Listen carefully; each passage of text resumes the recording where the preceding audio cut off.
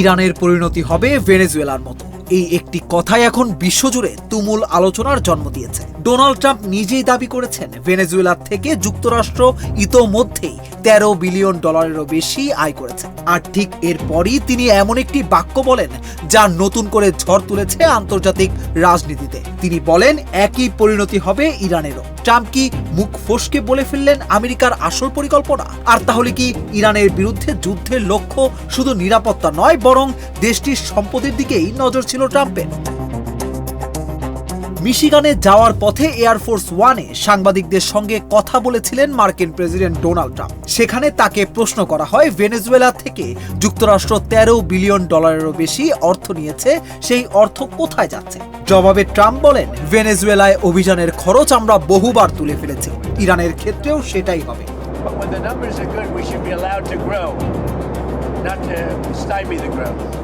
এই একটি মন্তব্যের পরই শুরু হয়েছে তীব্র বিতর্ক। কারণ ট্রাম্পের কথার অর্থ যদি আক্ষরিকভাবে ধরা হয়, তাহলে তিনি ইঙ্গিত দিচ্ছেন ভেনেজুয়েলার মতো ইরানের সম্পদ থেকেও যুক্তরাষ্ট্র অর্থ আদায় করতে পারে। ট্রাম্প আরও দাবি করেন ভেনেজুয়েলা থেকে আসা এই অর্থ যুক্তরাষ্ট্র সরকারের বিভিন্ন কাজেও ব্যবহার করছে।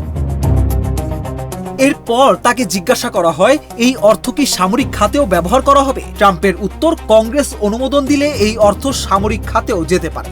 শুধু তাই নয়, ইরান প্রসঙ্গে ট্রাম্প আরও একটি গুরুত্বপূর্ণ মন্তব্য করেন। তিনি বলেন, ইরান যে ক্ষতি করেছে সেই ক্ষতিপূরণ ইরানের অর্থ দিয়েই পরিশোধ করা হবে।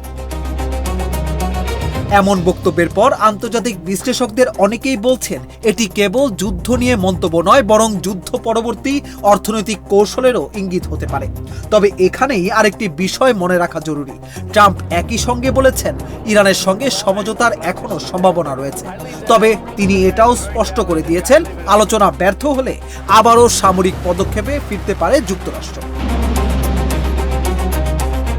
ভেনেজুয়েলা থেকে $13 বিলিয়ন বেশি আয়ের দাবি, আর তারপরেই ডোনাল্ড ট্রাম্পের এই একটি বাক্য এখন পুরো মধ্যপ্রাচ্যের রাজনীতিতে নতুন প্রশ্ন ছুড়ে দিয়েছে। তাহলে কি ইরানের বিরুদ্ধে যুদ্ধের লক্ষ্য শুধু পারমাণবিক কর্মসূচি থামানো ছিল, নাকি এর আড়ালে ছিল আরো বড় অর্থনৈতিক হিসাব? কারণ ইতিহাস বারবার দেখিয়েছে অনেক যুদ্ধ শুরু হয় নিরাপত্তার নামে ঠিকই, কিন্তু শেষ পর্যন্ত সবচেয়ে বড় লড়াইটা গিয়ে দাঁড়ায় সম্পদ, অর্থ আর প্রভাবের দখল।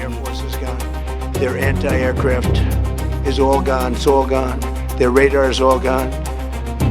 Their leaders are all gone. The next set of leaders are all gone.